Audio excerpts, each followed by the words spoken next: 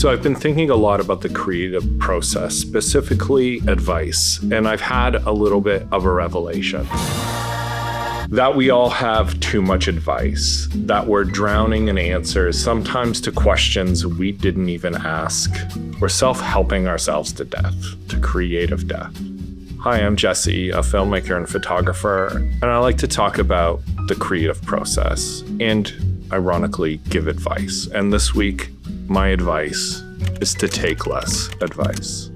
I've sort of been trying to define my creative process, defined a healthy balance. And yes, I have actually designed a graphic to support it. Reflecting on the weak points in my creative practice inspired me to sort of visualize it. This is a work in progress. I visualize it like this, like a hole, like a circle. There's very consciously no color coding and no numbers because this isn't a sequence. Really, it's just pieces that make up one whole. If you wanted to visualize it in different ways, you could visualize it as 4 pillars that support a structure. If one of those isn't there, it's not going to stand. Or a chair with a missing leg, it's not going to be stable. Or maybe my personal favorite is imagining it as a BLT sandwich. It's got 4 magical ingredients. A BLT would suck without bacon. It would suck without any of these ingredients. You can substitute vegan bacon if you want. We'll get back to this chart. Creating this was a really fun way to self-audit my creative process to see where I still have work to do. And also to help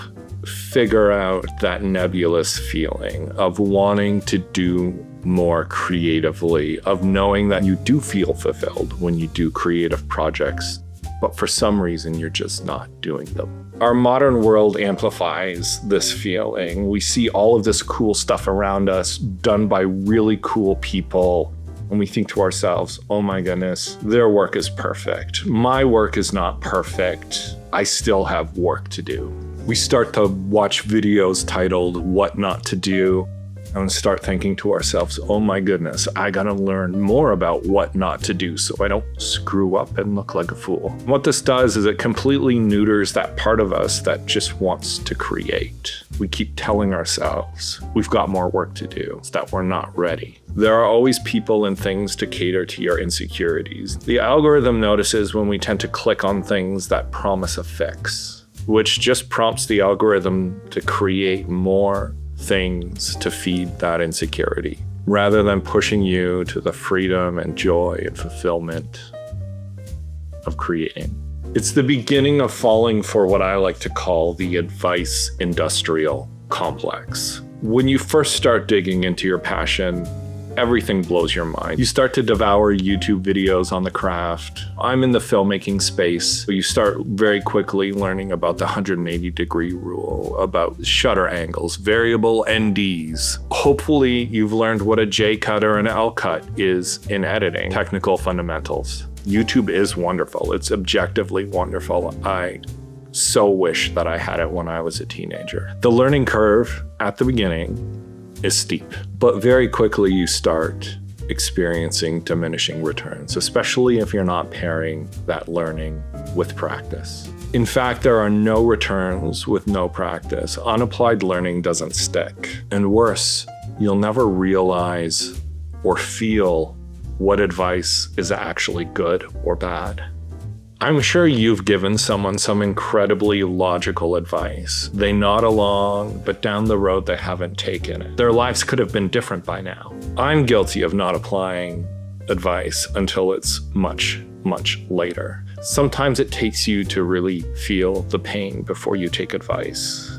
It's almost like it needs to catalyze with experience. Things like, now that I'm 40, I look back and think, oh man, I should have really started planning for my retirement when I was 18. It would have been a whole lot easier. But you try to talk to an 18-year-old about retirement, and it's the last thing on their mind. Retirement, aging, it's also abstract. They're immortal. No one, including ourselves, including me, is ready for advice until we're ready for advice. We can listen to podcasts, watch YouTube videos, read self-help books, and along the way, we have these little bite-sized aha moments. They taste like candy. But those moments, they're forgotten almost as fast as we remember them if we don't turn them into practice. I think about when I'm scrolling through Instagram and I see a really cool Photoshop or After Effects tutorial on how to do something, and I know I'll need this one day.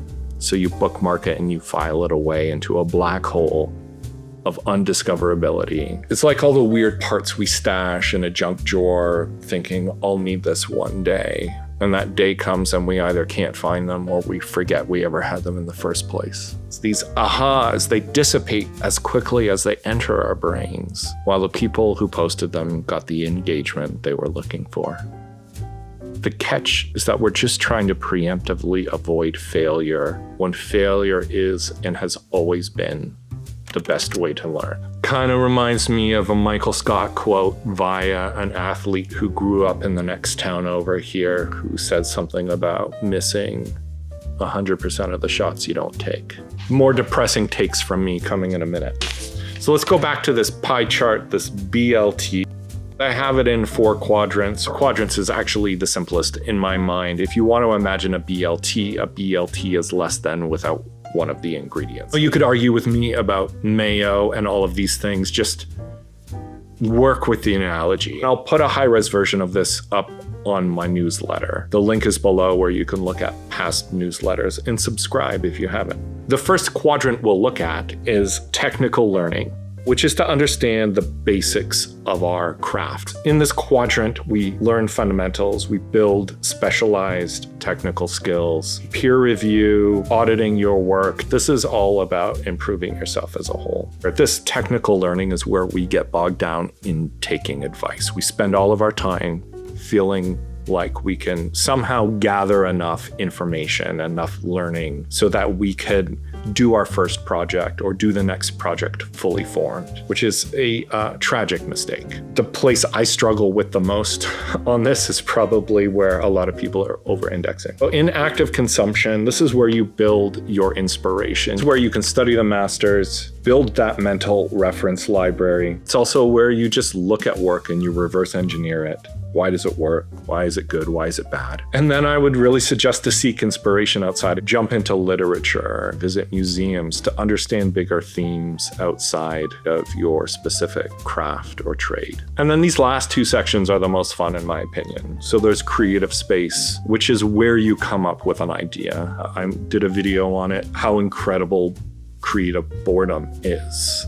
Just creating space for you to come up with ideas. One of the keys is to have no more inputs. This is a time I think you should literally professionally block in your calendar. It's where all of these inputs sort of catalyze or through some sort of alchemy come together in the form of ideas. I think one of the watchouts in this space is coming up with a good idea and immediately jumping into creative development.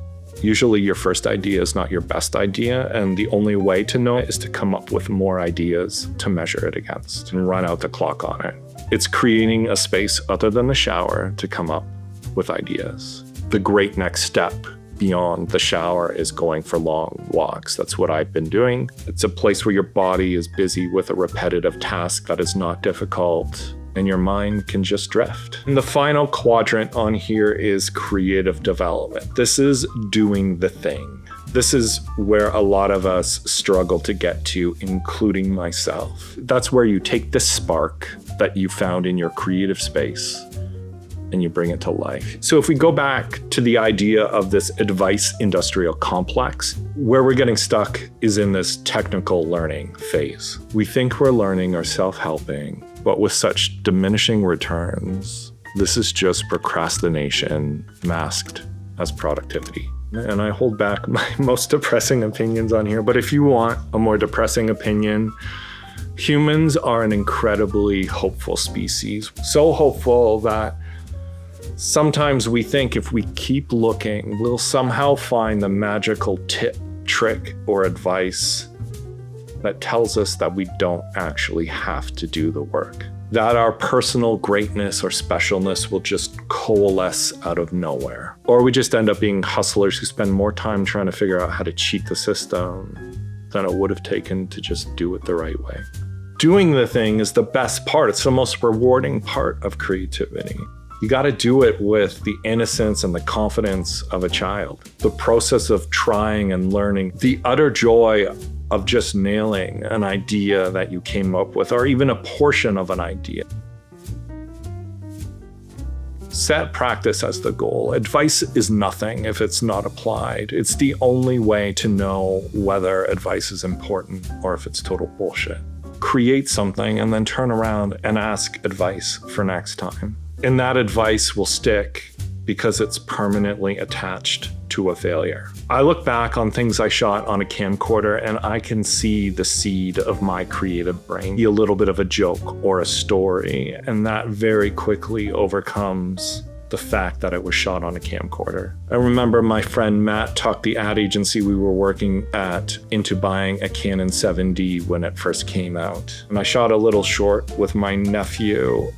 And one of the shots that felt legit to me was fully front lit. And if you watch YouTube, and you'll know that front lighting is a cardinal sin and you should avoid it at all costs. You're supposed to backlight everything, apparently. I also shot a running scene with a fast shutter speed, and it had a bit of that Saving Private Ryan effect. Through ignorance, I felt what breaking the rules could do for filmmaking. I didn't know about ND filters. I didn't know about shutter angle or shutter speed to make something feel filmic. A lot of times when we treat all this advice as big rules, we're terrified to break them, and it can have a negative impact on our work. Theory plus experience really hardwires you to have an instinct for how to best tell your story. If we look back at my chart, if I were to sum it up with one thought at the end of this, it's just skip to the doing. Start there, skip all of this, skip me right now. Or if you feel like you still need some sort of foundation, just buy the Filmmaker's Handbook, buy it at a used bookstore. It's where I learned about the 180-degree rule, what shot sizes are actually called,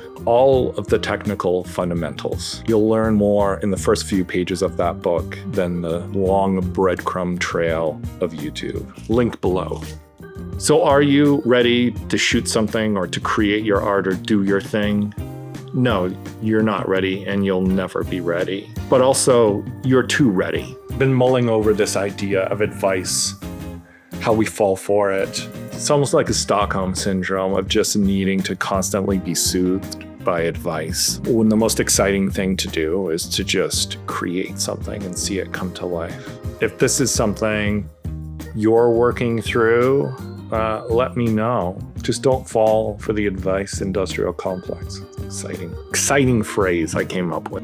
So the advice I give myself is to put my phone down, watch more great films. Just watched Rushmore with my kids. It's great. Spend time in quiet and actually make stuff. You and me, we're gonna be all right.